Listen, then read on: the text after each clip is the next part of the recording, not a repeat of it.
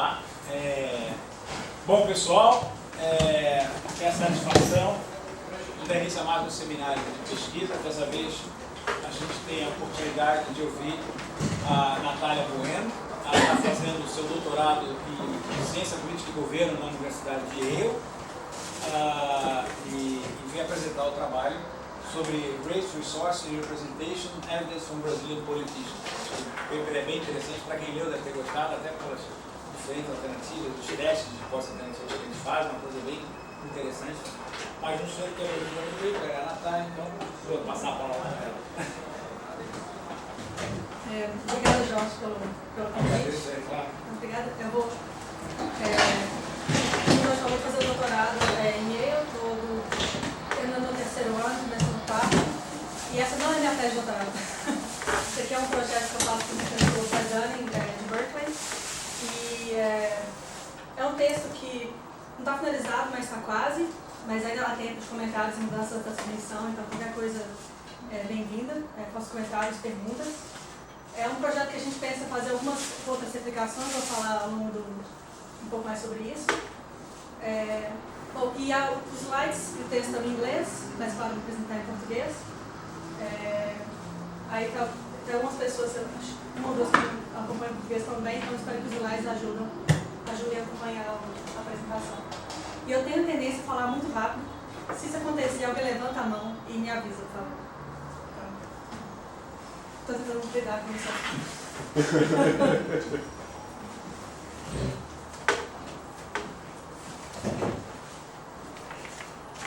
Tem que mandar para lá? Acho que eu tô. Aqui, ó, ele está na. Ele deve estar ali, tá vendo aquele negocinho ali? Ah, tá. E para cima e para baixo é esse troço aí. É esse que vai para baixo.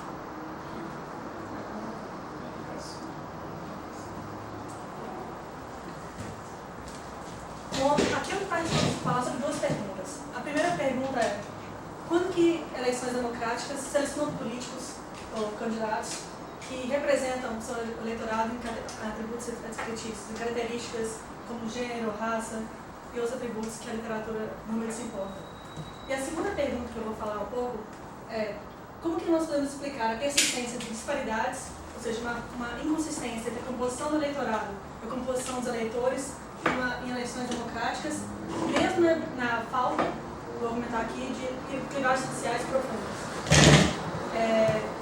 Então essas são as duas perguntas que eu vou colocar. Essa aqui primeiro é uma pergunta já mais estabelecida, sobre representação descritiva, também sobre representação substantiva.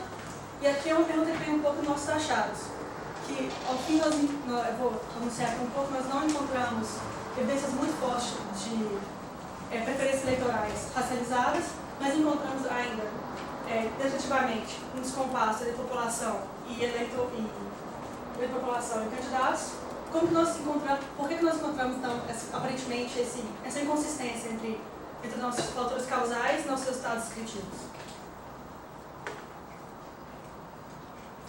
Bom, aqui para motivar, temos a distribuição de deputados federais. Aqui a composição dos candidatos federais eleitos, aqui da população brasileira, aqui temos a população brasileira e candidatos governadores eleitos. Antes de falar um pouco sobre o gráfico, repare que nós temos, no nosso Brasil, são dois Brasis diferentes, né? Aqui tem proporção de brancos quase cerca de 50% e aqui é de 40%. Por que são dois diferentes no mesmo país? No texto a gente tenta acomodar com o fato que a representação da Câmara não é proporcional à população. Então, São Paulo tem 22% da população, tem um número menor de candidatos. Nós damos peso à população para acompanhar, para poder medir de forma consistente o distrito que ele está representando e a população daquele distrito. Bom, o que a gente encontra aqui? Uma sobre-representação de brancos, nos dois casos, mas apesar da diferença ser um pouco diferente, ser diferente, ser menor para o caso de deputados federais e governadores, e nós encontramos uma subrepresentação de pretos, segundo a categoria do IBGE. Então, isso aqui é um pouco da motivação do trabalho. Isso que a gente quer falar sobre representação descritiva.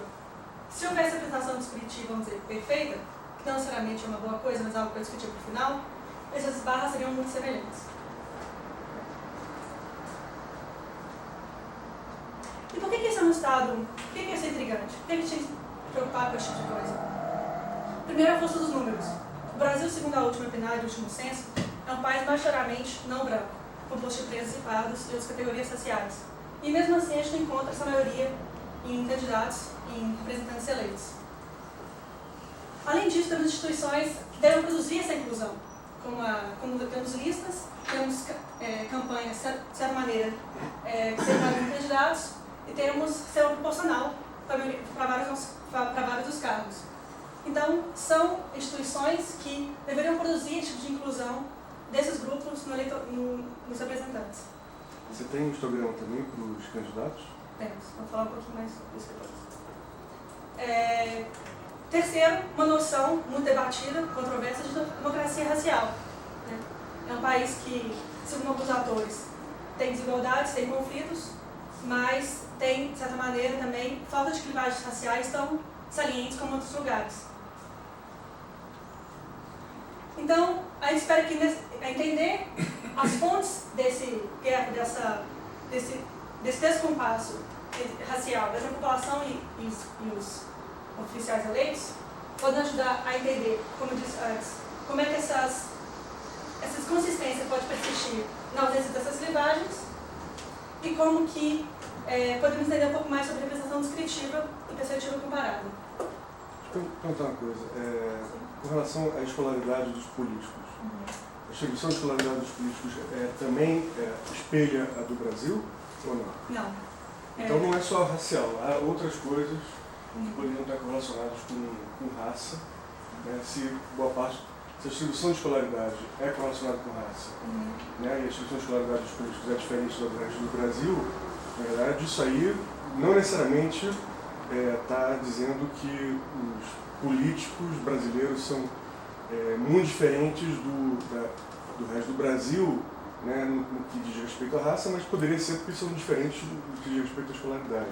Isso. E raça é só uma coisa que está correlacionado com escolaridade.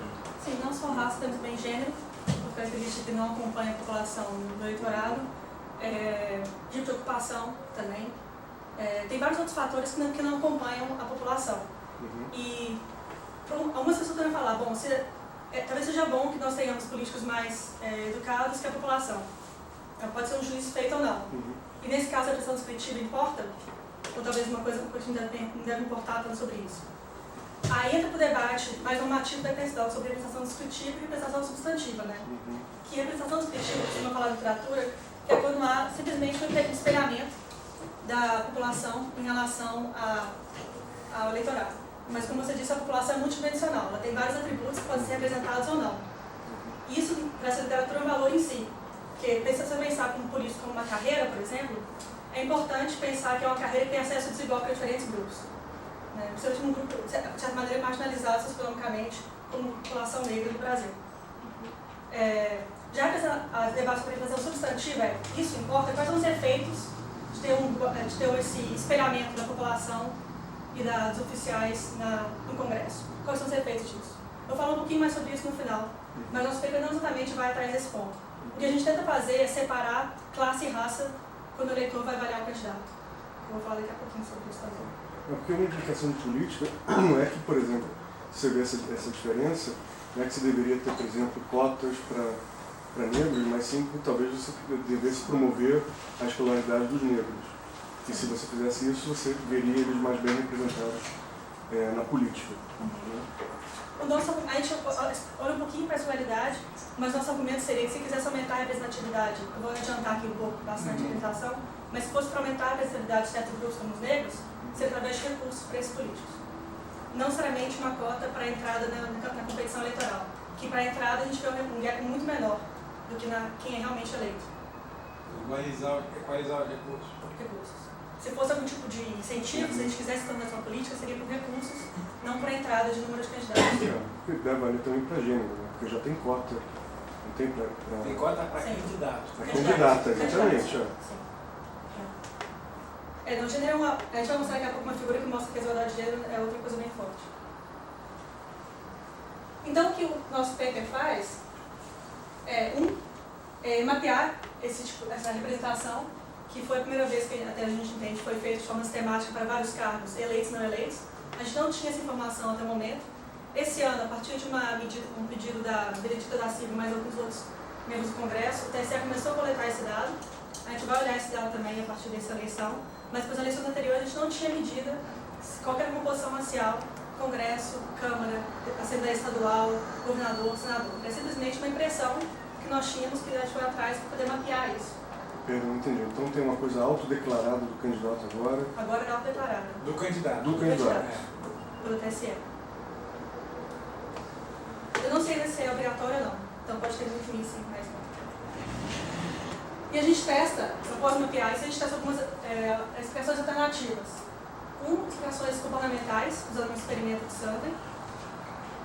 E, anunciando um pouco, nós encontramos alguns efeitos, mas nada muito forte nesse temático de preferências raciais dos eleitores para avaliação de candidato. Então a gente não vê que eleitores, por exemplo, negros vão avaliar melhor candidatos negros, nem brancos vão avaliar melhor candidatos brancos, nem candidatos brancos são avaliados em média de forma melhor que candidatos negros. Algumas expressões institucionais, como leis eleitorais que podem facilitar ou inibir a entrada na corrida eleitoral, a gente não encontra que tem um efeito muito grande, que não temos evidência que são instituições que estão prevenindo candidatos negros a concorrer.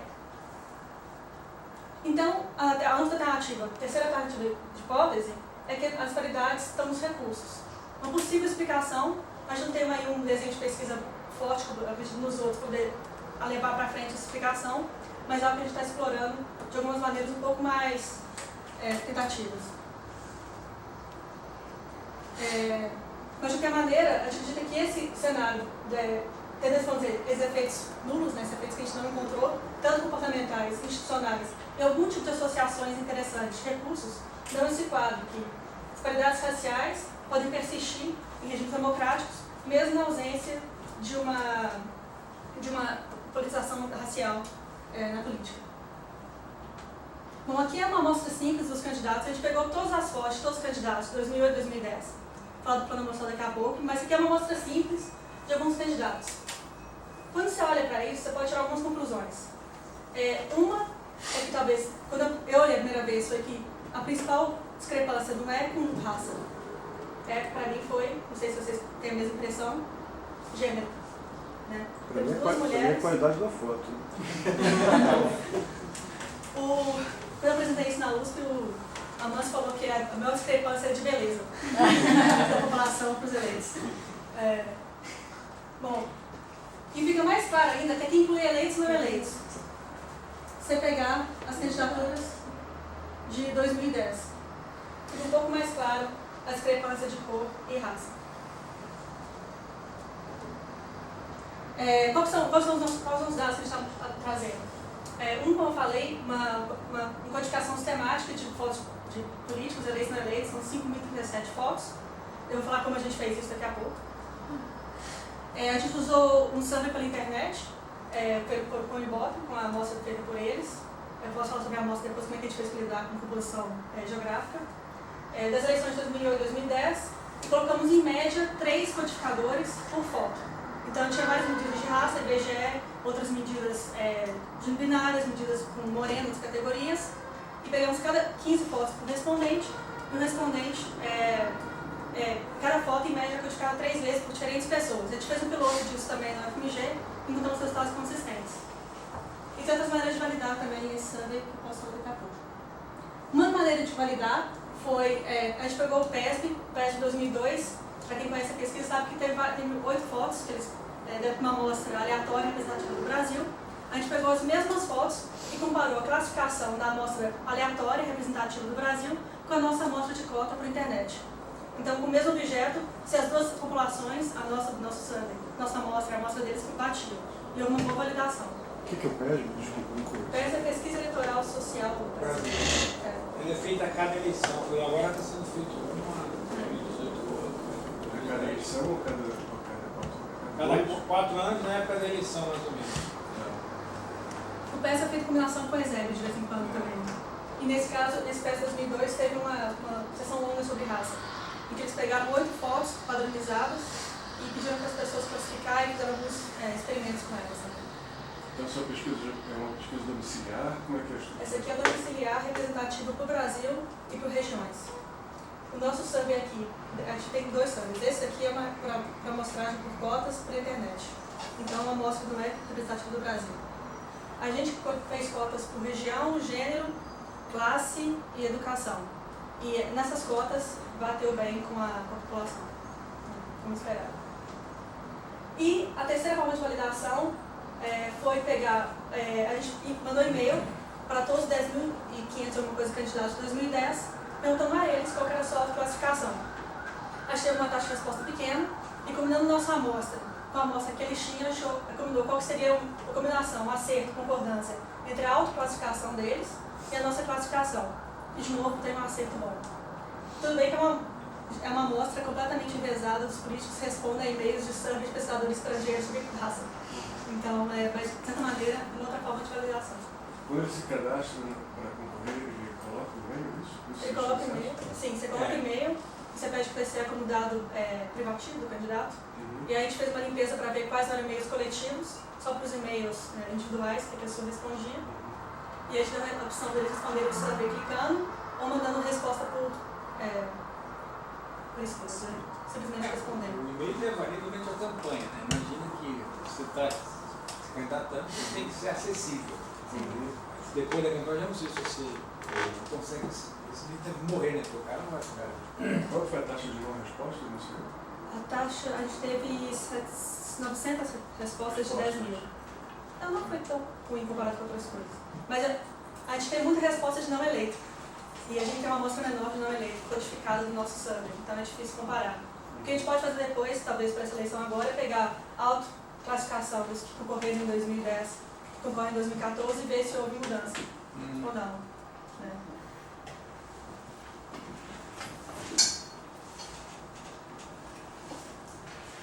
E outra forma de validação que eu estava esquecendo, na verdade, é pegando fotografias do nosso experimento survey, que é uma amostra aleatória, colocamos no nosso survey para ver se nossos respondentes da amostra de Salvador e do Rio de Janeiro concordavam com a nossa amostra de cota de internet que a gente fez. Aí a gente tirou fotos do nosso vídeo. E o vídeo eu vou mostrar daqui a pouco também. Isso aqui é um exemplo do nosso survey, que quando a pessoa entrava lá para fazer nossa pesquisa aqui que ela via essa foto e umas perguntas sobre a cor e a raça da pessoa. Eram 4 perguntas, se não me engano. Aqui é a nossa amostra, que eu já falei, um pouco. 5.000 só? Tem enfim, em 2008, né? 2008 2010, né? Isso. 2008 você deve ter tido uma quantidade absurda de vereadores concorrendo. O que você tem? Como é que você seleciona 5.000? Esses 5.000, então, a gente foi por essa seleção. A gente teve todos os vencedores, senadores e todos que perderam em 2010. Deputados federais, todos ganharam uma amostra aleatória de todos os estados, os que perderam. Porque a gente não tinha recurso para fazer de todos, né? Senão a gente tem que ter muito mais respondentes de survey, porque eram 3 respondentes por foto. Né? Entendi. Governadores, 27, todos os ganhadores, todos os perdedores, deputados estaduais. A seleção de 2 estados só, Bahia e São Paulo. Não está balanceado, né? Porque, por exemplo, tem muito mais deputado estadual do que deputado federal, muito mais vereador do que deputado federal também. Isso. A gente apresentou os dados, tanto juntando categorias, quanto separado por cadeira. Deputados estaduais também uma amostra. Então a gente tem de amostra, basicamente, os não eleitos. Vocês pegaram Rio e Bahia, porque eles têm a maior proporção de população negra? A gente pegou Bahia, porque isso é a maior proporção, e foi lá que começou a ideia desse projeto, um trabalho de campo mesmo. E a gente primeiro fez o experimento no Rio, só que aí o experimento foi feito antes do mapeamento. E o mapeamento foi uma ideia que veio o seguinte, e a ideia de pegar São Paulo e não Rio, porque a gente achava que tem um contraste maior, São Paulo com Bahia, do que Rio de Janeiro com Bahia. Mas a gente não sabe se foi a melhor escolha ou não. Mas eu me perdi então. Então esses two states são o quê? É Bahia e o Aqui é quê? Bahia e São Paulo. Bahia e São Paulo. Isso, o Rio vai ser por experimento de survey. Mas é município, Salvador e Rio de Janeiro capital. Bom, essa aqui é a nossa principal amostra. E também prefeitos, a gente pegou 50 prefeitos aleatoriamente de São Paulo, mais a capital, 50 prefeitos aleatórios da Bahia, mais a capital, e codificou esses 50, os ganhadores todos, e aqui são codificamos todos os perdedores nesses 51 municípios. São os que não ganharam a eleição, foram eleitos. E por fim, a gente fez uma super amostra, uma amostra para a nossa revisão descontinuada, que eu falo daqui a pouco sobre ela, que são alguns municípios que estão próximos de 200 mil eleitores registrados. Que eu vou falar, para não adiantar muito, é uma amostra separada para testar uma hipótese sobre regras eleitorais na entrada dos candidatos, negros e brancos. E só por que quando você pega o controle, por que você pega aleatoriamente, dado que você sabe que entre os caras que venceram, talvez eles sejam muito diferentes do resto dos candidatos que não venceram? Por que você não tenta pegar? Por que você, agora está tarde demais, né? Por que vocês não pensaram em pegar talvez candidatos que perderam, que fossem o mais parecido possível em características observáveis com os tratados, com o vencedor? A ideia aqui foi fazer um mapeamento, a princípio. Eu não estava buscando fazer um tipo de comparação entre eles por atributos observáveis. Então, a gente não via a necessidade de fazer uma coisa dessa. Talvez se a gente, para frente, puder testar uma hipótese de recurso baseada em algum tipo de estratégia observacional, seja interessante pegar esses que são parecidos com os que foram eleitos.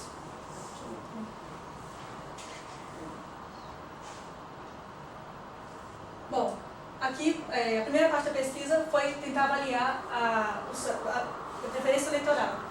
Então, a segregação racial, pode estar na parte dos eleitores brancos ou na parte dos eleitores negros, podem ser parte da explicação desses padrões que a gente encontrou.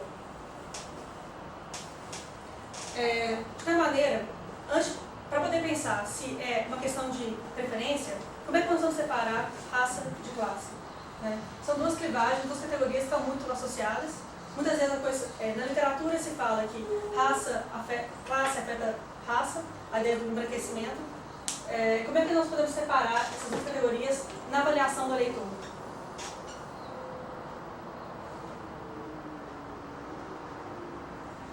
E a ideia do desenho experimental é poder separar a exposição dos eleitores, dos respondentes do exame nesse caso, a candidatos brancos e negros e a candidatos que representam ricos e pobres, de forma que essas duas coisas fossem independentes, para a gente poder avaliar o impacto de tanto a avaliação de classe quanto a avaliação de raça na exposição do eleitor. Espero daqui a pouco ficar um pouco mais claro como que a gente tenta fazer isso. Isso é para o survey. Para o survey. Então a gente filmou 12 atores, 6 brancos e 6 negros em Salvador e em Bahia. Fez um vídeo, demos um discurso a eles e a gente variou. Para variar a raça, o que a gente fez foi pegar atores que eles se identificaram e nós os classificamos como brancos e como pretos, não como negros, vão ficar. Isso vai ser uma coisa importante aqui para frente. E para variar a classe, a estratégia foi variar a roupa. Então a gente usou ternos, usou macacão ou uma camiseta branca. Isso foi a primeira, vou dizer, manipulação. A segunda manipulação foi usar discurso. Então, um discurso que enfatizasse a origem de classe e a identificação racial. E todos esses materiais, os discursos e os vídeos estão disponíveis no site, tem umas partes do texto, para ver se você acha mais ou menos realista, mas é algo que a gente pode discutir também. Bom, vou falar se isso foi bem sucedido ou não. Então, você tem 4 coisas aí. Você tem se o cara ele é preto ou branco, se tem um discurso que tem a ver com raça. Isso. E você tem um cara que parece rico ou pobre, e você tem um discurso que tem a ver com classe econômica. Então a gente tem no final 8 treatment branches, tem 8 galhos de tratamento que a gente vai ter. Por que 8, não 16?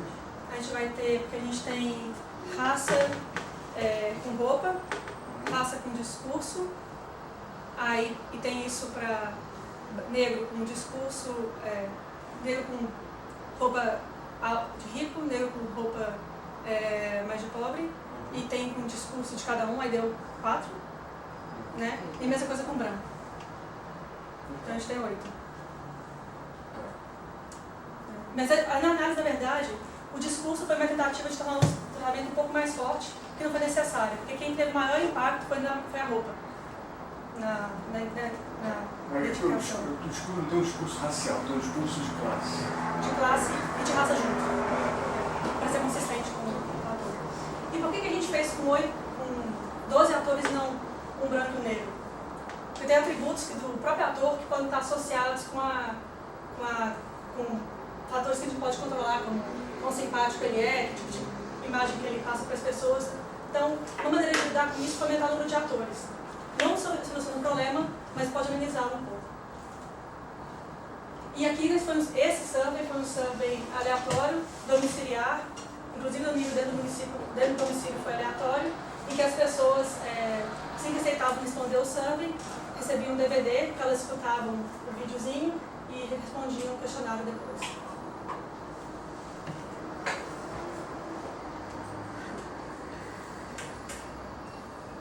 Bom, aqui, já falei sobre isso.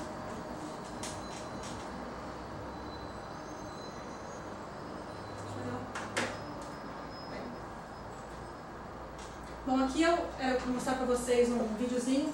O PDF não toca aqui, mas eu separei aqui para vocês verem só um pouquinho. Isso aqui é a versão não editada do vídeo, que a editada não está tocando bem no computador. Mas isso que o respondente do survey via quando ele põe o DVD. Meus queridos amigos, sou José Paulo de Oliveira, eu sou um advogado carioca e também sou professor de ensino médio em uma escola privada. Me formei pela Universidade Federal do Rio de Janeiro e fiz a minha pós-graduação aqui também. Como muitos de vocês sabem... Bom, só para vocês terem um coxinho, não precisa ver a coisa toda. Os caras parecem um ator. Isso é candidato. Exato, eu acho que o filme da TV hoje à noite é muito parecido. Ele está representando o Muito bom, né? É assim que Mas o olho dele é igual os candidatos que a gente vê no horário eleitoral. Quem liga a TV hoje à noite vai ver que ele é muito bom. Essa aqui é uma produção muito cara que a gente fez no hotel com papel passando pro cara assim. por isso que eu estava lendo alguma coisa. Aqui são fotos das nossas variações. Então, são uma foto do vídeo, né? Os candidatos negros, que são o candidato rico, o candidato pobre, e a mesma coisa o candidato branco. E aqui, como a gente pode verificar se nossa manipulação foi bem sucedida ou não? Então, primeiro a gente teve que o sujeito se identificar se o candidato era branco ou negro, como a gente pensava, branco ou preto. Usamos respostas fechadas e abertas para isso. E por volta de 75% dos candidatos perceberam a raça como nós pretendíamos. Qual que foi então o fato que gerou a não perceber a raça como a gente pretendia? Cerca de 25% dos nossos respondentes falaram que o candidato era pardo ao invés de preto ou branco. Então nossa ideia era não ter candidatos pardos no nosso experimento. O que aconteceu foi que as pessoas classificavam a maior parte dos candidatos brancos como pardos. Isso, na verdade, a gente faz todas as nossas análises excluindo essas pessoas, incluindo, e a gente não há uma diferença muito grande, mas é um problema no desenho experimental. Desculpa, qual que foi a pergunta? É classificado como pardo. Eu acho que a gente não fez isso, Deve né? ser a lógica, deve ser a lógica. Eu sou parda lá.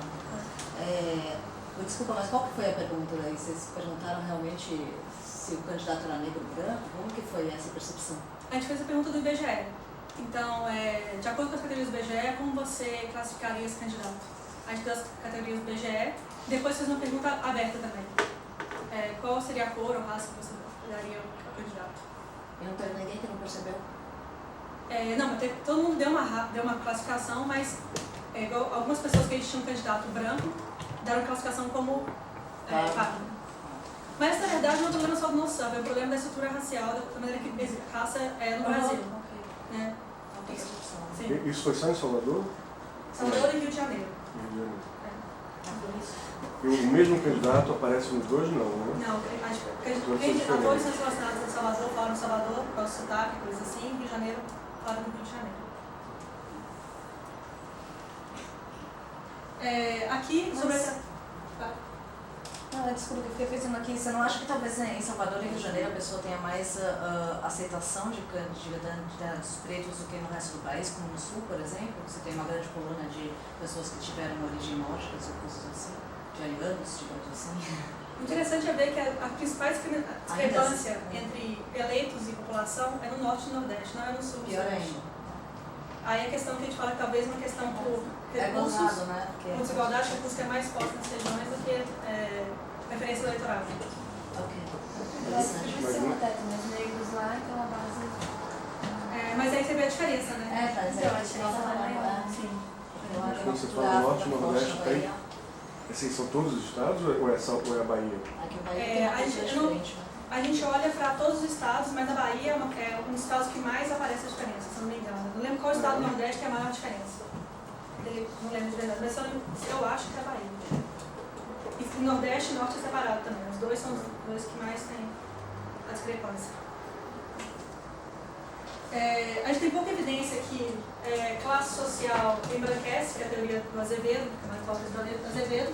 Então, nossos candidatos, sobre os candidatos, nossos atores negros, né, 73% perceberam o candidato como negro quando ele vestia um terno, 75% perceberam que ele era negro quando vestia a roupa. Então, não houve essa coisa de quando a pessoa está numa classe social considerada rica, ela é considerada mais branca do que o contrário. Quando é uma classe social considerada pobre. Sim. Maybe it's a silly question, but could it proxy for religion preferences? White people that wear a suit maybe perceive as belonging to a certain religion? É interessante pensar que talvez, por exemplo, terno está associado à questão dos pastores, ser evangélicos. A gente não pensou nisso quando fez. E eu acho que a gente não tem pergunta sobre isso, então eu não teria como responder se houve essa associação forte. But it could be. It could be. I mean, we see on TV that they dress like that, but I don't know much. Como afetaria? Só pensando, como é que isso afetaria os resultados? Qual seria o filtro da gente? Seria um bundle de biblioteca, né? Se todo mundo todo candidato negro, vestido terno, é considerado evangélico, então você teria que o efeito não seria de raça e classe. Seria raça, classe e religião. Então pode ser um problema. How important is religion in political preference in Brazil? I really don't know how strong this relationship is. But for instance, by class. There is a lot of speculation, but we don't know really because But it's getting stronger. Getting stronger, but we don't know exactly the importance of this because last elections here in São Paulo was this candidate. No, the guy who was Somano. Was supposedly supported by the Protestant churches and is going to be elected because Protestants are becoming majority of voters, this kind of thing, and the guy didn't get even to the second round. So, kind of depends on, for example, if Marina gets some more votes because of the Protestant, this reasoning will come up again. But actually, we don't know exactly what the relationship is. The Protestant groups are getting stronger. They're larger now. But we don't know exactly if you belong to a Protestant church, you're going to vote for Protestant candidates automatically. You don't know how strong this relationship is. There's a recent paper by Taylor Boas where he has an experiment where he varies the name of the candidate, so Pastor Paulo versus Padre Paulo versus Paulo. And he says that the Pastor Paulo gives him a bump among evangelical voters, but it decreases his vote share among non-evangelical voters. And Padre doesn't really make that much of a difference.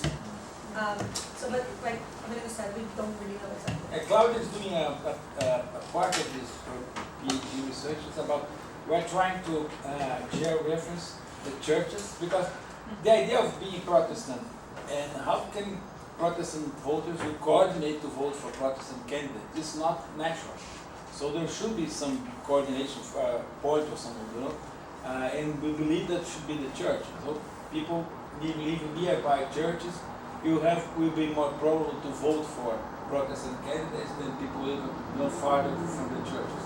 It's something we're going to test because you need to kind of have a focal point because the voters need to coordinate to vote for the same candidate at least, or to vote for the candidate the church is trying to support. Bom, aqui, continuando sobre verificando essa manipulação, se o termo conseguiu modificar as percepções de raça, de classe, por os respondentes, e a gente encontrou que houve essa mudança. Então o terno realmente identificou classe para os respondentes. Não é só o terno, é o discurso também, né, que você falou, né? Isso, quando a gente coloca o discurso, a diferença é muito pequena. Então o que moveu mesmo foi o terno. A aparência, mais do que o discurso. Então, as análises que eu vou mostrar aqui agora, a gente junta os dois. E políticos negros são classificados um pouco abaixo numa escala de renda, mas, de qualquer maneira, o terno move a percepção de classe, tanto para os negros quanto para os brancos, da mesma maneira.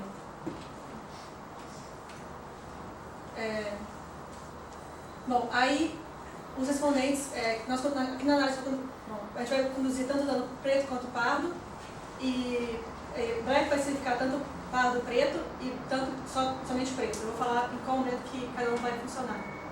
As análises aqui não incluem amarelo e indígena, né? E para categorias de rico e pobre, a gente usa categorias do IBGE como a AB e CDE, né? Para os respondentes. Bom, aqui é o desenho experimental, aqui é o número de todos os nossos respondentes. Então, onde a gente pensar nesse desenho é que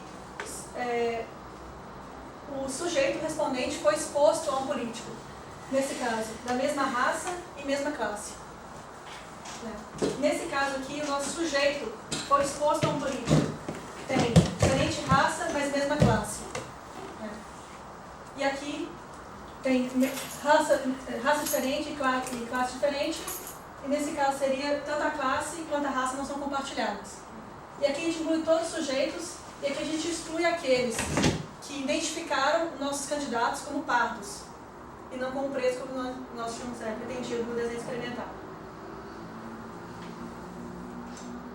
Aqui são os primeiros resultados. Então, o que a gente tem aqui? Aqui são as médias de um erro padrão da avaliação, numa escala de 1 a 7, se esse discurso faria você ter vontade de votar para essa pessoa. Essa aqui não é só esse candidato. Esse aqui não é só uma das nossas perguntas. Tem várias outras coisas como competência, inteligência, electability e mais outras percepções de voto que a gente usa. Mas essa aqui é a principal que a gente usou, mas os resultados não variam tanto por diferentes tipos de resposta, né, que a gente está medindo. Então, se você olhar, por exemplo, a diferença entre candidatos que possuem a mesma raça ao entrevistado, a diferença, nesse caso aqui, de avaliação é de 43 pontos nessa escala. É uma diferença significativa, estou mostrando que pessoas preferem candidatos da mesma classe e a mesma raça a pessoas que preferindo candidatos da mesma raça nas diferentes classes. Ou seja, há um efeito de classe dentro dessa raça, dentro do comportamento de raça. Se você for olhar a variação de raça, ou seja, mantendo classe constante, não tem uma diferença significativa, nem aqui nem aqui. E isso aqui vai ser um padrão um pouco comum nos nossos resultados. A gente não encontra efeitos de raça significativos ou substantivos. Na maioria dos casos, às vezes encontra alguns, mas não é o que a gente encontra constante de forma robusta. E mesmo as diferenças de classe, elas costumam ocorrer dentro de um grupo racial. Então é uma coisa um pouco estranha pensar, pelo menos nós achamos, talvez sejamos conservadores demais em relação à análise de resultados, que é estranho pensar que classe só opera como efeito de avaliação dentro de um grupo racial. Porque ele não varia também, de forma geral. Por que candidatos de uma classe são mais bem avaliados que candidatos de outra classe para todos os grupos? Por que esse efeito de classe é só condicional à raça? Como nós não tínhamos um plano de pré-análise quando a gente fez o experimento, a gente não tinha feito isso ainda, então é uma hipótese que a gente esperava. Então nossa postura é falar que esses resultados não são robustos, não são consistentes. E aqui a gente está seguindo um tipo de análise feita pelo TED na África do Sul, no Mali, que considerava que era um pouco mais rigoroso em relação à robustez e à consistência dos resultados. Eu digo isso porque, quando eu apresentei isso algumas vezes, as pessoas falavam, mas os resultados funcionam para alguns subgrupos. Mas nossa ideia aqui é ser um pouco mais rigoroso, talvez um pouco conservador demais, é que se os resultados não são consistentes no mesmo sentido, a gente acha que se há algum efeito, é um efeito fraco. Então a gente não considera. Deixa eu só uma pergunta. Você reportou que você tem em torno de quase 300 em cada uma dessas caixinhas, né? 200 alguma coisa. Você tem o mesmo o mesmo eleitor, né, o mesmo cara que está avaliando, o mesmo sujeito, ele pode estar em diferentes caixinhas ou não? Não. Isso é balanceado, né? A randomização tanto de classe e raça funcionou. São balanceados. As características das pessoas são expostas aos candidatos. Bom, esse aqui é os principais resultados, aqui é a outra parte. Bom, então, pode ter alguma variação de avaliação do candidato para respondentes brancos e respondentes negros.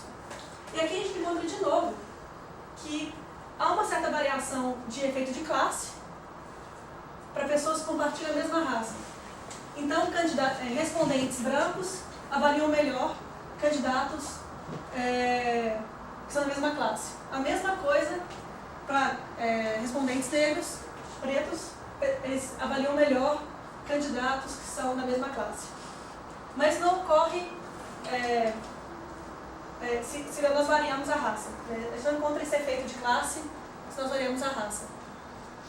E de novo aqui, se a gente variar a raça mantendo constante a classe, não encontramos efeitos fortes, nem significativos na maior parte das vezes. E aqui dentro de cada caixinha também vocês aleatorizaram brancos e negros? Não. A gente não tem aqui uma randomização por blocos de características. Não temos. Então, para você quebrar essas heterogeneidades, tem esse problema que você não tem um experimento aleatório dentro de cada. Exato. E a gente não fez. Aqui, se a gente controlar por comparação de múltiplos grupos, os efeitos fica mais difícil identificar os efeitos. É outro aspecto da gente um pouco mais cético em relação a qualquer efeito de preferência para esses grupos. Se a gente fizer uma correção um pouco confiante, uma coisa assim. E aqui, variando a origem do respondente em relação a um respondente que tem a renda nas classes A, B do IBGE e respondente na CDE. E, como a gente pode ver, os efeitos são ainda mais fracos. O efeito de classe e, de novo, poucos efeitos de raça. Mas se encontra entre os pobres, né? Entre os pobres, a gente encontra, mas pode ser. A gente também randomizou aqui por esses tributos, então vamos saber se isso está acontecendo novamente.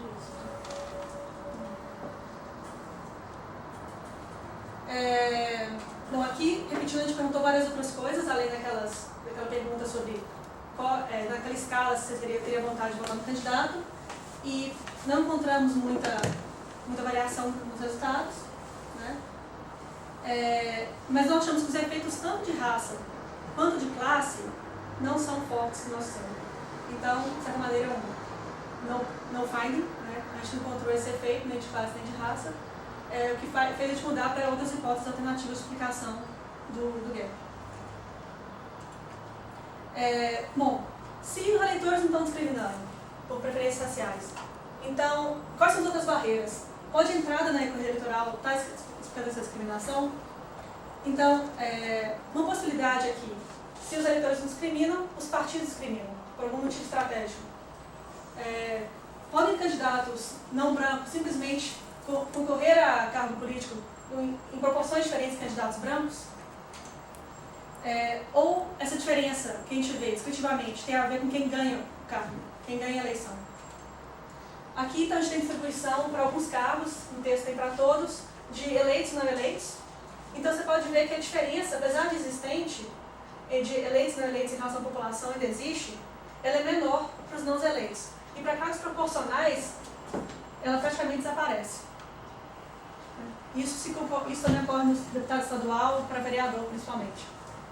Então, quando há uma discrepância entre não eleitos e população, são para cargos majoritários, não para cargos proporcionais. Mas isso é esperado pela literatura também. Então não é nada, estou dando muito surpresa. Vamos lá de novo. Não entendi direito. Uma possibilidade seria que o candidato preto, ele simplesmente não passa pela cabeça dele se candidatar, não faz parte do mundo dele. Então, no pool de candidatos, você deveria ter uma distribuição mais pró-branco do que no mundo real, né? E aqui você está vendo só os resultados das eleições, né? Eu estou dizendo, Na hora de entrar... Não é verdade.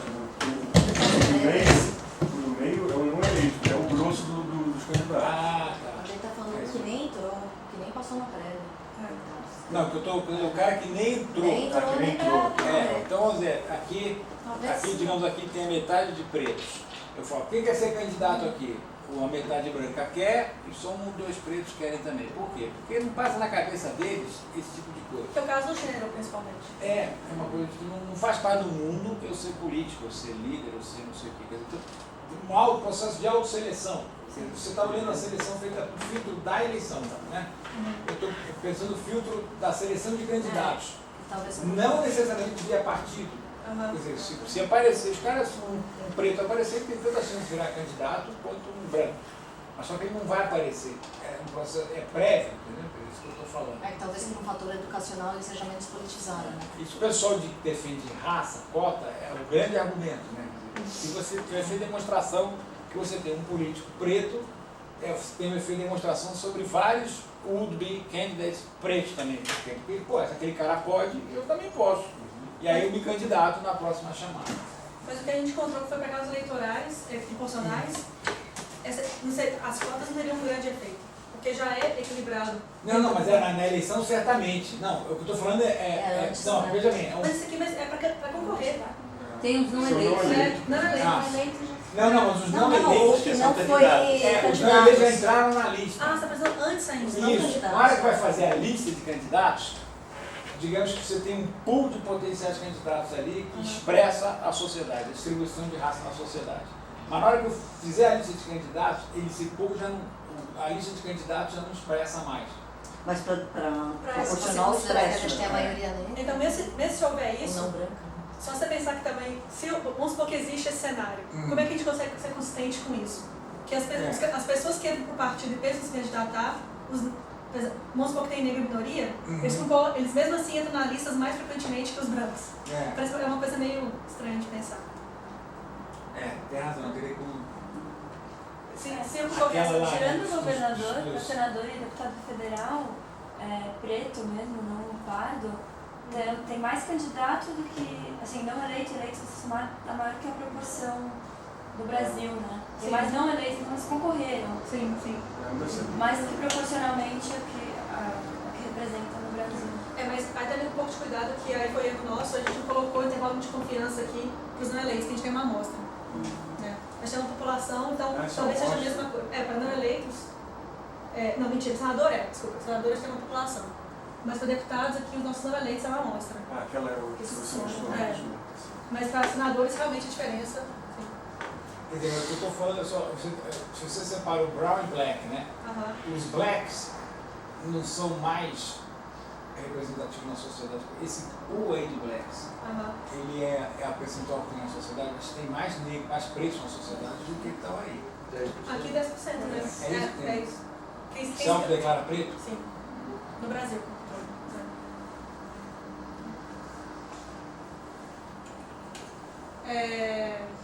Bom, então a gente acha, talvez nos casos proporcionais, a relação.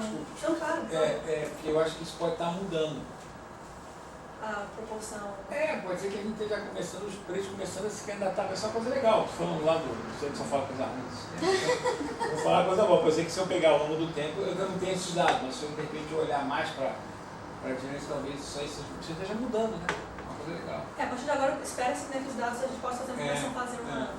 Você pode tentar voltar para trás também, a partir das fotos. Das fotos, né? Mas fotos tem a partir de 2002. Né? Sim. E ver se a proporção de candidatos, distribuição de candidatos é parecida com a distribuição na sociedade. E pode estar mudando. Não só não. Agora, apesar desses dados que eu tive serem informativos, e foi a maneira de pensar também sobre a entrada dos candidatos, eles não permitem a gente falar um pouco sobre um efeito possível de regras eleitorais no acesso a corridas por esses candidatos não brancos. E a ideia aqui se nós tivermos alguma regra eleitoral que facilita a entrada de candidatos, nós teríamos mais candidatos não brancos? Qual que é o efeito de regras eleitorais no acesso desses candidatos a concorrer? Então, seguindo algum trabalho feito por outras pessoas já, pelo Sérgio, pelo Fujiwara, a gente usou os dados nesse caso do Fujiwara, olhamos aqui se a regra de segundo turno, assim, Volgala, não é isso. Segundo turno, a partir de 200 mil eleitores registrados, que a ideia é que uma das hipóteses que esses artigos mostram com alguma diferença de resultados é que, quando há segundo turno, reduz-se o número de candidatos que ocorrem ao pleito no primeiro turno. Ou seja, segundo turno reduz o número de pessoas, o número de candidatos que o partido dispõe para concorrer. Né? Não, é o contrário. Quando não tem segundo turno, tem mais candidatos. Tem menos, quando tem um turno só, menos, porque você acerta tudo no primeiro. Quando tem um turno só, tem menos candidatos. Né? Os partidos vão coordenar para o menor número de candidatos que eles vão colocar para o eleitor. Então a ideia é pensar se a presença de segundo turno, que é uma regra que facilita a entrada de candidatos, também poderia afetar a proporção de candidatos não brancos no primeiro turno. Aqui é um dos nossos resultados.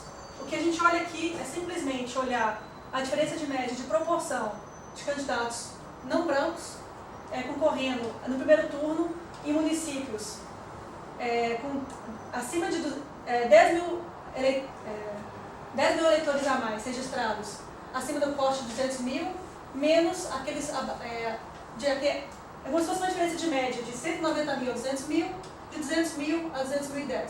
Então a gente compara isso variando essas janelas, até 30 mil, a partir do nosso corte de 200 mil, e compara a proporção de candidatos brancos e não brancos em cada um desses municípios. E a gente pode ver que não há uma diferença muito grande. Porque nós vamos concluir que as regras eleitorais, que podem facilitar a entrada de candidatos, não afetam realmente a proporção de candidatos não brancos concorrendo. E a gente olha também para o número de candidatos, a sua proporção, e faz no apêndice do texto, a gente tem as outras medidas para estimar esse efeito. Então, como é que se classificou se o cara era não branco ou branco? Esse foi um pouquinho do nosso survey que a gente fez inicial. Então a gente fez uma amostra, pegou todos os municípios aqui e fez o survey da mesma maneira, ao mesmo tempo, na verdade, com 3 codificadores por candidato, eleito ou não eleito. Todos os municípios numa janela de quanto? 200 mil? De 120 a 280. Isso dá quantos municípios? 88. 88. E só a gente olha isso aqui para os nossos anos que a gente tem dado, 2008. Porque se a gente tivesse dados anteriores, poderia fazer isso para outros anos também. Hoje tem um negócio, por exemplo, das mulheres, de gênero.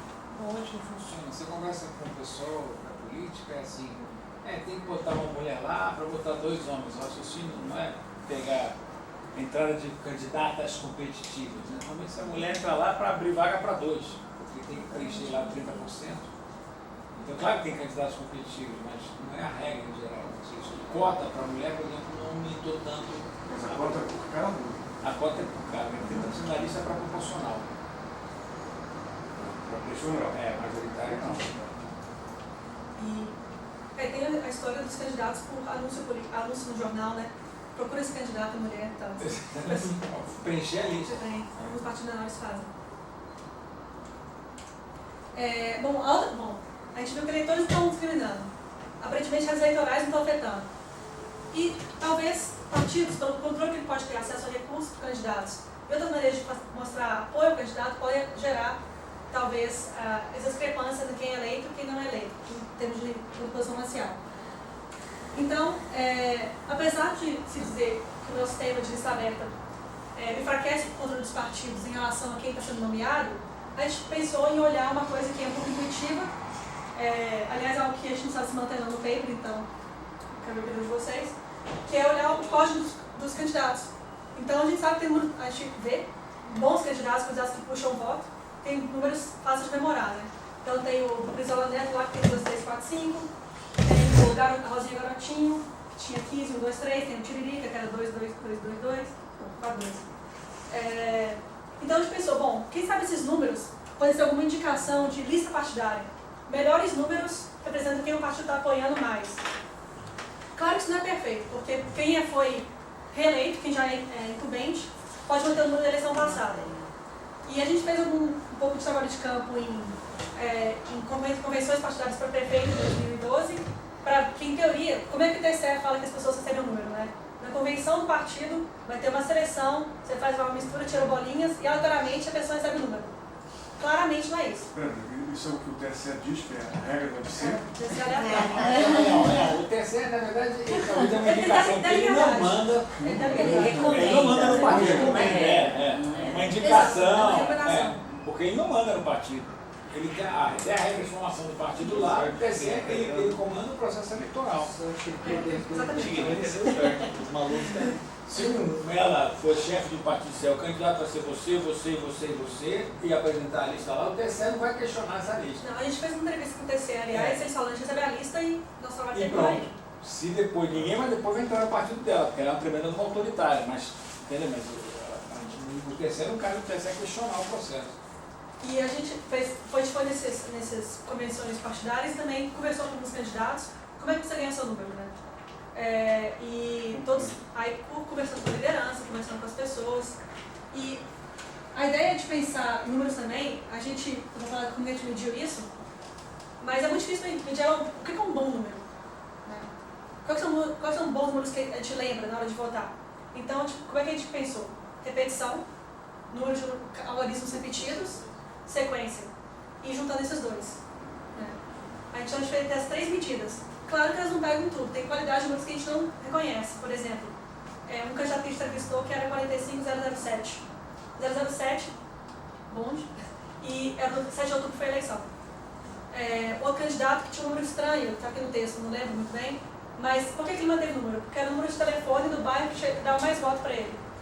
Então, esse tipo de atributos qualitativos que a gente não consegue pegar na nossa classificação.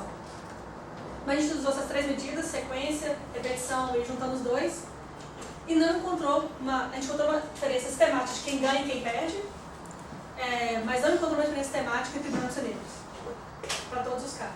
Quanto deu em quem ganha e quem perde? A diferença? Repetição e sequência. E juntando. Agora, interessante isso. Então,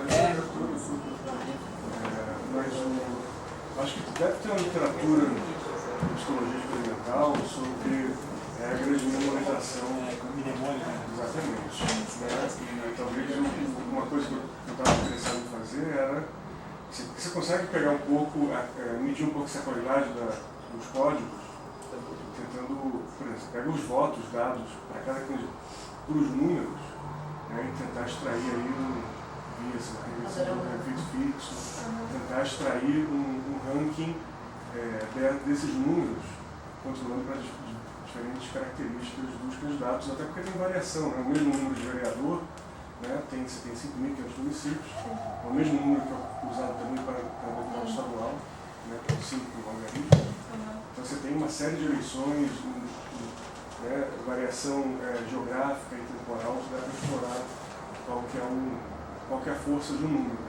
Né? E correlacionar isso, uma vez que você ranqueia esses efeitos fixos, né, dos números, ver como é que se correlaciona com alguma regra mnemônica, né, pré-estabelecida. Mas pode ser uma regra dessas assim também, tipo sequência, repetição. Mas acho que deve ter uma literatura de psicologia experimental que... Eu acho que isso é uma coisa que vale a pena explorar per se, eu acho. Ou então assim, fazer um experimento mesmo, mas eu acho que o psicólogo já deve ter feito isso. Né? Quão fácil é para você memorizar um número, joga um número à sua frente, depois pede para repetir. Né? Obviamente que talvez repetição ou sequência talvez seja mais fácil.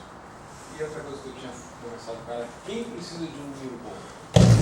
Normalmente eu acharia que não é o candidato que espera ter uma votação mais concentrada. Se você é prefeito, não sei o quê, todo mundo te conhece, todo mundo sabe quem você é, não sei o quê, está te faltando isso. Foi exatamente o que aconteceu com o Delfim, quando ele perdeu o número para o Maluf. Né? Ele estava sempre usando o mesmo número. Voto difuso. Voto difuso no estado. E aí o Maluf entrou e falou, não, eu quero esse número aí. Aí ele perdeu isso. Também tem uma demanda no partido lá, porque a lista é sem linha aberta, a gente acho que já está começando a ficar mais consolidado. Né?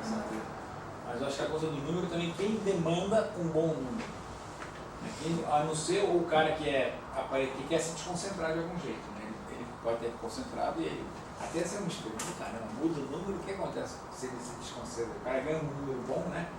E se a votação dele se espalha mais, deveria ser o efeito esperado. Mas aí também ele teve o poder de conseguir barganhar no É, ter um bom número. é meio endógeno, né? O cara que vai pedir conseguir um bom número é um bom candidato. É, porque mesmo quem não precisa do número, ele vai querer o número. Não é aleatório de jeito nenhum. Esse é um ponto. Mas pro seu lado aí não está afetando a questão de raça.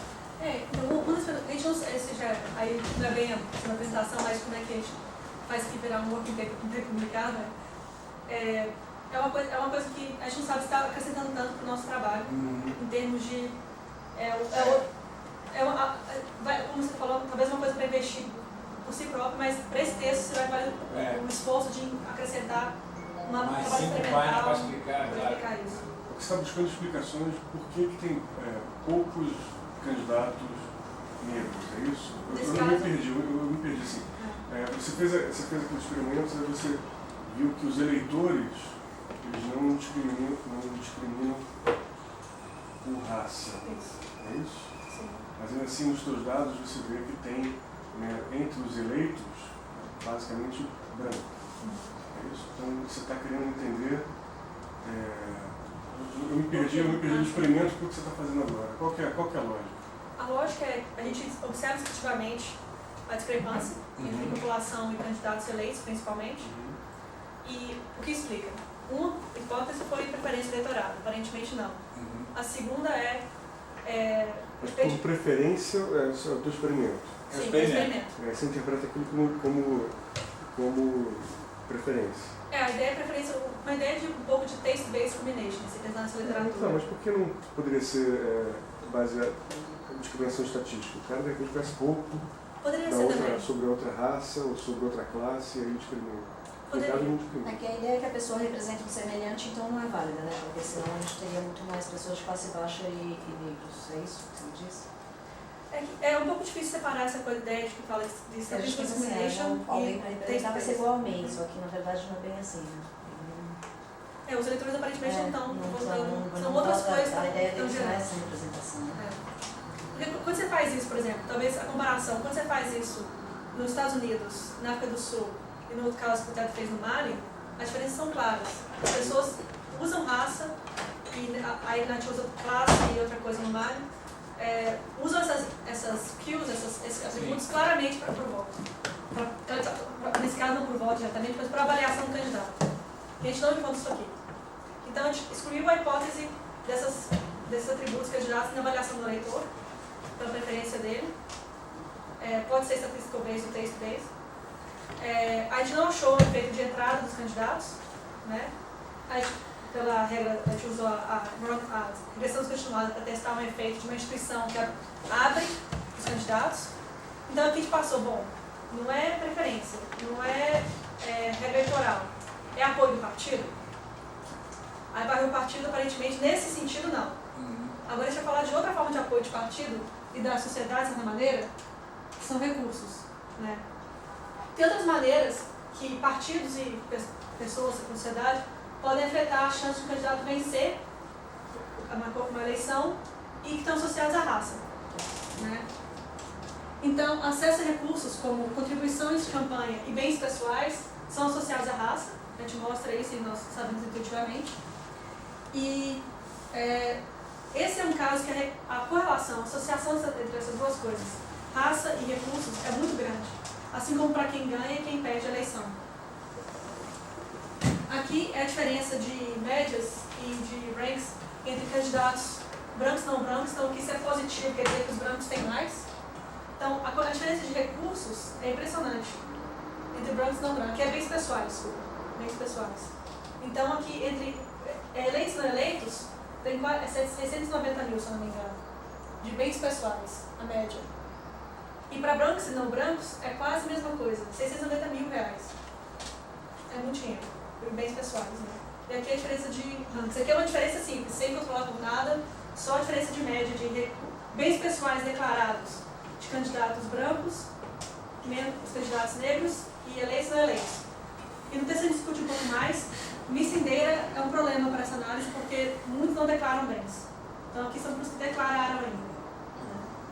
Desculpa, eu não entendi ali, eleito não eleito. O resto, como é que é isso? Então aqui, a gente fez várias medidas de raça, né?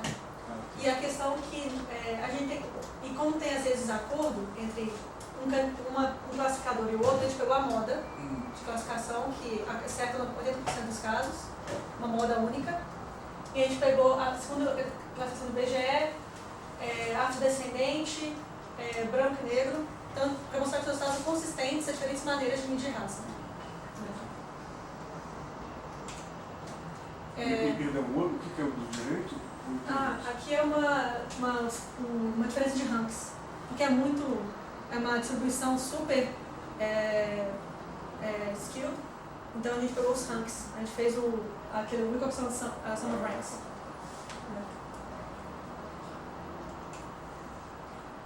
Bom, aqui a diferença de declarações de campanha declaradas também.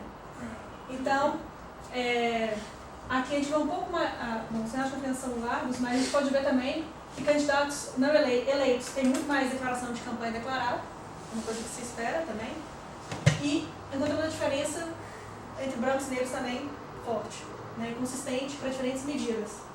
Isso aqui são todas formas de campanha, só que existem diferentes formas de campanha, né? Tem contribuição dos próprios partidos, né, do fundo partidário que a gente distribui entre os candidatos. É uma maneira do partido favorecer o candidato também. Exato. Manda mais dinheiro. E comparações, né, de doação de pessoa jurídica. A gente tem para todas as outras fontes, mas essas aqui são as principais fontes. E de novo a gente encontra diferenças grandes entre os eleitos e não eleitos, né, entre brancos e negros, tanto para partidos quanto para corporações.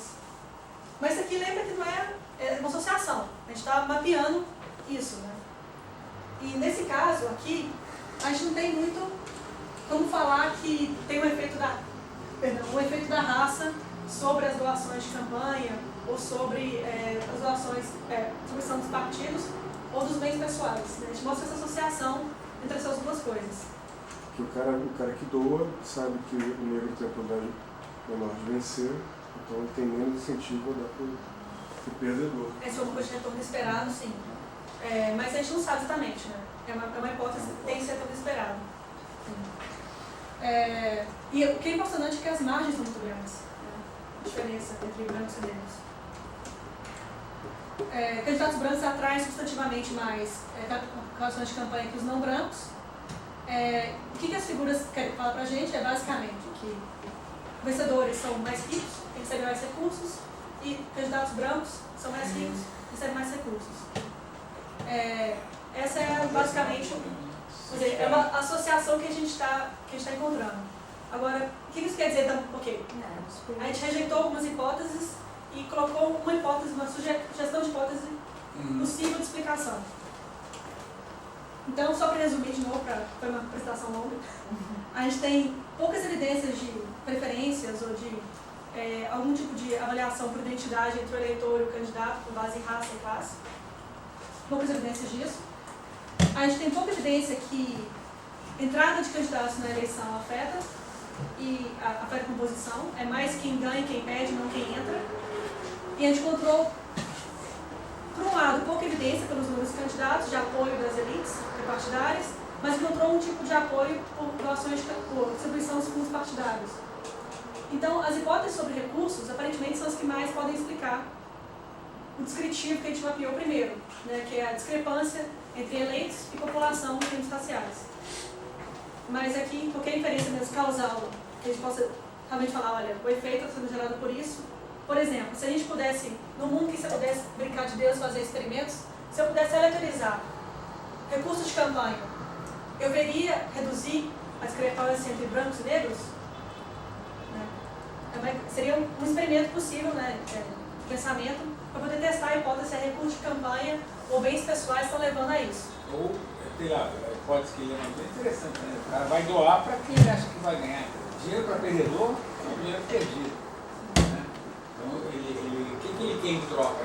Esquece, não precisa ser necessariamente ele quer um contrato superfaturado para roubar, não. Ele quer só garantir um canal de influência lá. Ele quer, às vezes, evitar que o governo atrapalhe ele. É isso que ele quer. Então, o cara vencer a eleição é importante, por isso que ele está doando, é investimento nesse sentido.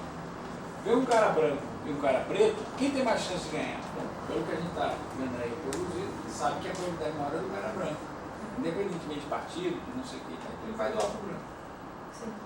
Porque outra hipótese Aí entrevista, talvez conversar com os doadores.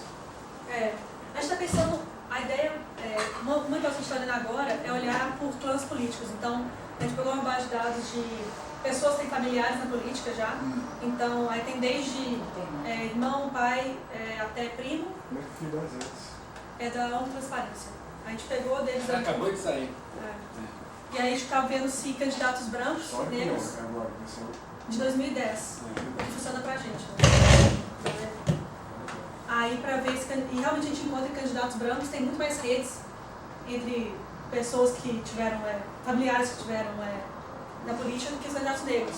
E isso pode explicar a coisa porque a gente encontra essa discrepância do partido, né? Porque no fundo partidário tem muito candidato que doa candidato, que passa recursos de um para o outro. Então pode ajudar a explicar porque a gente encontra essa diferença dos recursos dos partidos. Deixa eu contar outra coisa. Você não pode ter o caso 1, 2, 3, 4, 5, uma sequência assim como, sei lá, qual, eu não sei o nome dos partidos, mas chuta aqui, sei lá, 6, 5, 4, 3, 2, 1. Não pode ser, 6, 5, 4, 3, 2. Talvez um partido seja mais forte. Certo. O 11, o 22 vão levar vantagem. E aí pode ser que tenha negros nos partidos mais fracos, tendo sequência, e brancos nos partidos mais fortes, também usando sequência. E aí aquela tua... Você não acha nenhuma diferença, né, na sequência ou na repetição, talvez seja só porque você não está controlando para essa força dos partidos. Aí talvez uma medida de... Aí seria como se fosse um peso ao número, né? Isso. Então um peso se tiverem um partido mais forte. Exatamente. Realmente a gente não deu isso. Vocês acharam 0,3 a diferença? Eu vi aqui, vai na 40. Isso para eleição? O número. Mas para qual? Isso foi geral? Tá aqui. Na página 40 lá. Uhum. Deixa eu perguntar, eu só queria confirmar isso. Logo no início. Sim, para vereadores.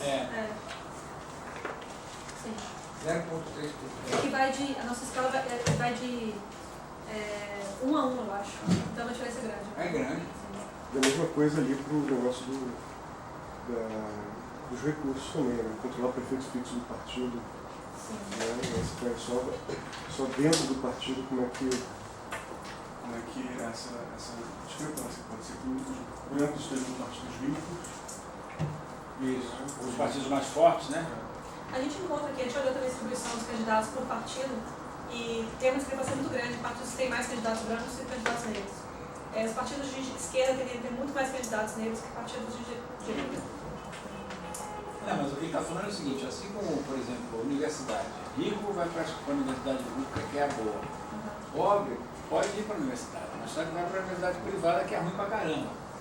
Então, o que acontece na política? Branco vai para o partido forte, com chance de se eleger.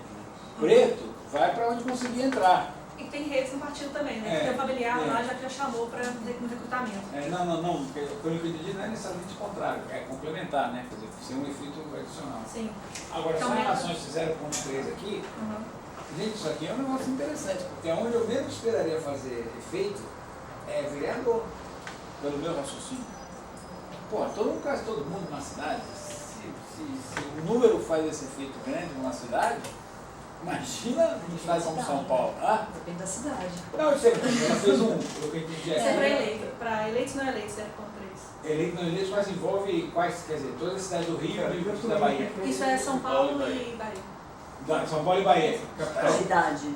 50 municípios do estado, mais a capital, nos dois estados. Mas de qual tamanho dos municípios? A maioria dos municípios são pequenos, tem só 9 vereadores.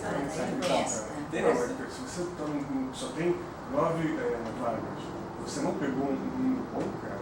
Mas todo mundo conhece todo mundo. Mas todo mundo pega o número bom. Mas todo mundo pega todo mundo pega o número bom também tem isso. Os caras vão ser os 9 pegam um número bom. Municípios pequenos, todo mundo Não, mas a minha teoria é que o número ajuda o cara a ser conhecido, é marketing. ele numa cidade pequena, a eleição na sala aqui é 903. Todo mundo conhece todo mundo, todo mundo sabe quem vai votar. Os indecisos são um número muito pequeno, porque todo mundo sabe quem conhece. Eu tenho que votar em você porque você me emprestou grana, ou você é padrinho do meu filho, sei lá, tem algum motivo qualquer, todo mundo se conhece, isso é Brasil. E aí o cara, o efeito deveria ser pequeno. Mas o maior efeito é para deputado federal. O maior efeito é para deputado federal. Que é essa eleição estadual. Sim. O maior efeito é deputado estadual. Federal. Aonde está ali? Essa é a página 41. 41? Que tem vereador, né, deputado estadual e deputado federal. Ah, tá aqui. Isso é bem interessante isso aí. É porque vereador tem muito número, né? Então por isso que o cara tem que ter um número bom, né? Temos São cinco dígitos. Aí, mas se talvez. o número é maior, o peso da sequência também é maior. E deve ter mudado, talvez, a importância do número com a urna eletrônica, né? Porque na hora que você vai votar, se não fosse urna eletrônica, você poderia escrever o nome do cara, né? Sem saber o número. Já aconteceu isso comigo, eu esqueci o número na hora, tive que botar na legenda, porque eu não lembrava o número do candidato e você não pode perguntar para o mesário, que ele não pode falar. Eu teria que sair da sala, olhar na lista tá de lá novo. fora, Não, mas não tem na hora da votação lá no Não, tá lá A fora. lista pequenininha. Pode usar. Minha menina não uma preguiça de sair e olhar, vou te dar uma legenda. Letrinha pequenininha. É bem pequeno. Não, e pega uma puta Não tem, não. Você tem que saber. Se você não souber... Se não souber, antigamente eu me lembro de eu ter votado procurando lá dentro da Mas cabine. antes de entrar. dentro da cabeça. Agora é antes de entrar. Aconteceu que quando eu já estava lá, eu apertei o número, deu inválido, eu falei, putz. É legal, hein? Saber quando que foi essa mudança. Isso foi uma coisa nacional, isso foi... Mas a ONU reduziu muito o número de votos. Documento. 30% estava votando na hora que Isso é eu verdade, agora cheguei no número, deu inválido. Eu decorei o número errado. Daí eu teria que sair, para coisar tudo daí. E você não explorou, assim, você não viu, por exemplo, esse candidato do censo de raça, você não explorou, por exemplo, como que os candidatos pretos recebem votos Você tem que gostar muito do candidato preto. diferentemente conforme, você sabe onde que é a urna, né, onde é o local de votação daquela sessão, você poderia saber como é que é o entorno em termos de raça daquela sessão e ver se candidatos brancos recebem mais votos em bairros brancos. E a gente está pensando em olhar também isso agora, que é ver, vamos dizer, essas variáveis de contexto, né? Que pode ter, os efeitos são, é difícil ter uma expectativa clara, porque algumas teorias falam que, na verdade, se tiver uma discrepância muito grande de brancos e negros, vai ter mais conflito racial. Pode talvez gerar um pouco mais de efeito de votos de pessoas brancas votando em pessoa branca e o negro votando no negro. Outras hipóteses falam que, se for uma coisa equilibrada, talvez vai ter menos desse efeito racial. Então a gente não olhou isso ainda, quais são os padrões geográficos, né, do município mesmo, do estado, para o voto, para os candidatos. Mas é algo a se olhar. Bom, para finalizar... finalizar. It's a bit of a long question, so you have a little to finish. Então, para finalizar, o que a gente acha que aprendeu, né, ao fim disso? De ter escolhido algumas hipóteses e colocado uma hipótese a ser pesquisada. Que uma coisa que a gente acha interessante é que talvez como poder político de certas elites, se pensar em clássico como uma medida de elite, pode persistir sobre instituições democráticas. Então, tendo eleições competitivas, tendo instituições abertas, mesmo assim a gente vê a persistência desse tipo de padrão de discrepância. E a ideia é pensar como então, o que explica isso? Né? Como é que a gente pode ver essa persistência desses padrões, mesmo na ausência de fatores que são suspeitos óbvios, poderia gerar o descompasso. Então, o que a gente falou, recursos, gastos familiares, coisas que a gente está pensando. Uma coisa que a gente está analisando agora, espero terminar em breve, é explorar um pouco mais a variação regional. Eu vou encerrar com isso, que é um treinamento, que, como eu falei, mencionei antes, a gente vê muito mais a discrepância entre candidatos, população e candidatos eleitos no norte e no nordeste e no sul e no sudeste. Aí por quê? Porque talvez os recursos são mais importantes nesses estados, as ligações familiares são mais importantes nesses estados.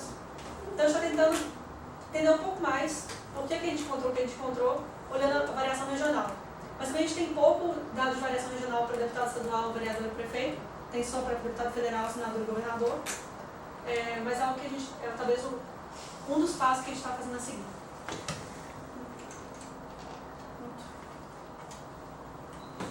Esse tipo de pergunta. Okay, I'm very new to this literature, but from the beginning I had this question. So you talk about a gap, representational gap. Yeah. That means that there must be some ideal state, right, where the population, as I guess, is proportionally represented. So it would be as many politicians as people are, right, like percentage. But it's not clear to me why that ideal situation is better. Then, how bad is Brazil compared to the countries that have a mixed composition of the population? So, do you know any examples of countries where there is an ideal, say, ideal representation? So how far is Brazil from that ideal, and why is that ideal something to be pursued? Because you talk about the gap as a problem, but maybe this is the optimal state for Brazil, and maybe this is why you don't find any results on the behavior and institutional fronts. Maybe this is the close to the ideal distribution for Brazil. So that means that maybe a proportional one is not the benchmark, but it's another one. So I'm totally out of ignorance this question comes because I don't know anything about the literature. I guess it may have something to do with the elite power having too much influence and etc. But I don't know the background for this. These are actually great questions because the literature is not as developed as one would like when it comes to answer those questions. First of all, why does descriptive representation matter? Why should we aim, or like we should want to have some kind of match between the population and elected officials? They all this like literature doesn't really ask that question. It's more like an empirical question. Do we see or don't we see? Like if we think that elections are not based on those things, on race and gender, it's not a great argument, but some of them say that it would be just a random sample from the population. So why don't we have our officials to be a random sample? Why don't they look like a random sample of the population? And that's the idea of democracy, say. It could be, yeah. Okay. And so that's one answer. The other answer would be, well, groups there's an assumption, good or bad, about common interests. So groups that have similar attributes have similar interests. Therefore, having them representing you means that you're going to have a person who's better able to represent your interests there. That's another answer. But the literature on descriptive representation is actually not very good about theorizing much about that. The literature on substantive representation that talks more about the effects of having people who look like you in the office, what are the consequences? Is a bit better on that. So the question is, the answer to your question, maybe there's no real good answer to that. So is Brazil, given that we have a bad benchmark, is Brazil good, close or far away from that benchmark? And that goes to the second question about, in comparative perspective, how does Brazil fare? Well, if you look at that country that it does best in terms of having similar proportions, I don't have really a worldwide survey, but from the cases I've read, that seems to be closer to the population is South Africa. But that's a problem in South Africa. People who study South Africa call this a racial census. Like voting is like pretty much electing whoever shares a race. And then, so having a racial census in your elected body, is that a good thing? Well, South Africa is definitely not a good case. So, in a way, we kind of just wave-hand this a little bit, to be completely honest. The underlying question is how much do you need elite power for a working democracy? Yeah. So all these people being represented is very nice, but does it lead to a working democracy? But one answer is like, if you look at politicians as an occupation, I kind of like the answer. We have an equal access which is to this labor market. So it's like we see inequalities in doctors, having more white doctors than black doctors, or like CEOs and things like that. We see the same thing, very similar thing, perhaps a little bit even better for elected officials than for those occupations. So that's another way of thinking about that. comparative perspective, it's kind of hard to find good data on elected officials and their race and ethnicity in other countries. We have data from India, but India is a hard case because they have quotas, even for castes. So they have the parties, the scheduled castes that they do have a place in the office by law. Do you have data for Brazil in the past? We don't. Yeah. The US, it's kind of hard because they don't have a central place that measures race. They have different institutes measuring race at different levels. And it's something we have to do to compare systematically the gap in the US and Brazil. We know that both Brazil and the US fare really badly for gender compared to European countries. Really badly. Especially the US compared to how much it's a good predictor of how balanced gender is. GDP is a good predictor of how balanced gender is. In the US, that's really below the line for that prediction. I was going to ask about gender. Posso só voltar um pouquinho? Claro. Quando você fez, lá no começo, quando vocês mostraram o vídeo, vocês chegaram a perguntar às pessoas, aqui eu me perdi, desculpa, se elas votariam numa pessoa de uma classe diferente ou de uma cor diferente? Não. Foi só esse candidato que você foi exposto. Aí depois que a gente perguntou, depois que fez essa pergunta, a gente perguntou, qual que é a cor que você classificaria essa pessoa, esse candidato? Então não foi uma pergunta, seria um viés de... não, porque aí seria um pouco no que o Avelino falou, né? Será que tem essa discrepância porque as pessoas não têm oportunidade de chegar no processo eleitoral ou se é porque há um preconceito? A ideia de fazer o experimento foi um pouco para chegar... É interessante, é sempre válido qualquer modo, aqui a gente fica ali, desperta mais curiosidade ainda. Qual é o problema? Tem alguma evidência, acho que o Brasil não deve ter, mas para os outros países, que quando um político é eleito, um político negro eleito, ele promove políticas pró-negro, as políticas dele têm um componente racial, uma vez eleito? No Brasil a gente não fez isso ainda. A gente pensou em até olhar, por exemplo, posições de liderança em comissões, votação no Congresso. A gente pode fazer isso agora, né? Com esses dados que a gente tem e com os dados que o TSE vai liberar. Mas não tem no Brasil. Nos Estados Unidos tem bastante trabalho sobre isso. E lá eles encontram legislação, ocupação de comitês com temas relacionados ao grupo, supostos relacionados ao grupo. E o que é mais interessante, tem uma sequência de uns 3 ou 4 trabalhos nos Estados Unidos mostrando como que os candidatos são mais responsivos aos eleitores do seu grupo racial.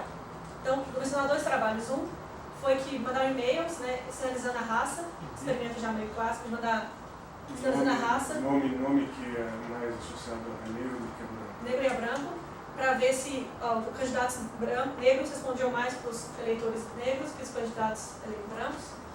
Né? Então, para ver se tem uma responsabilidade maior do candidato ao seu grupo racial. E eles sempre encontram efeito.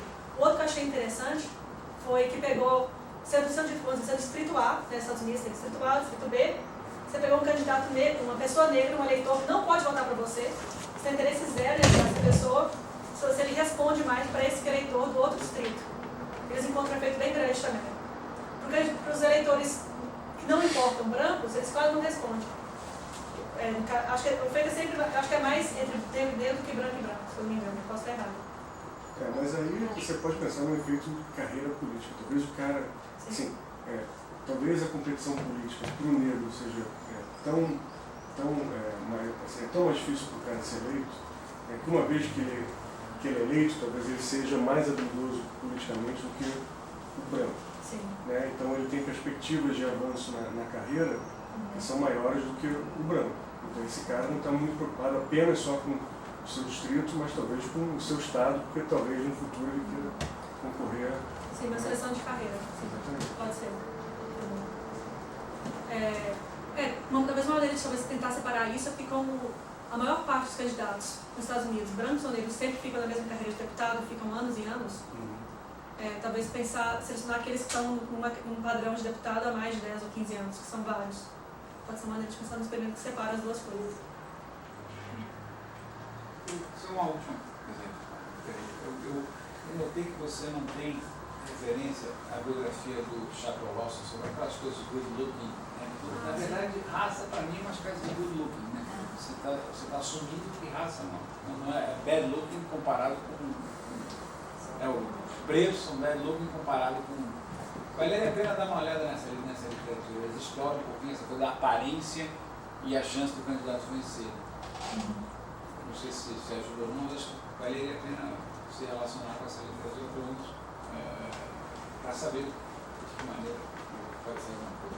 Sim, a gente não pensou muito estaticamente sobre isso, mas eu conheço esse período como México e Brasil. Isso. E tem alguma evidência também de, por exemplo, saíram dois, vai ter mais um agora, né? 2011, 2013, alguma coisa assim. Cara, não apenas implementa políticas que sejam tenham um componente racial, mas que tem outras coisas acontecendo.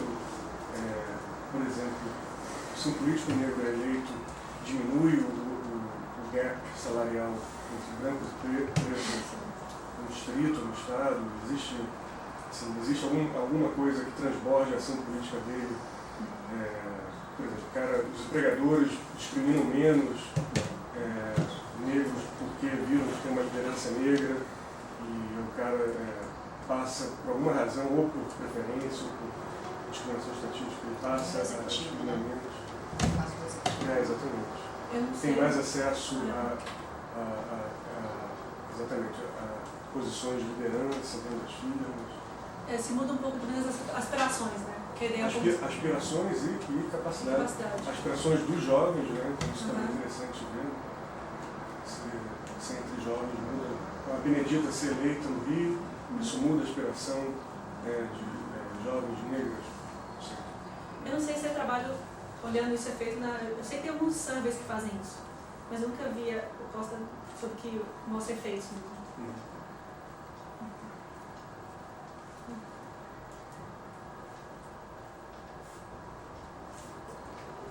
Nossa ideia é submeter esse paper para o Journal of No Findings.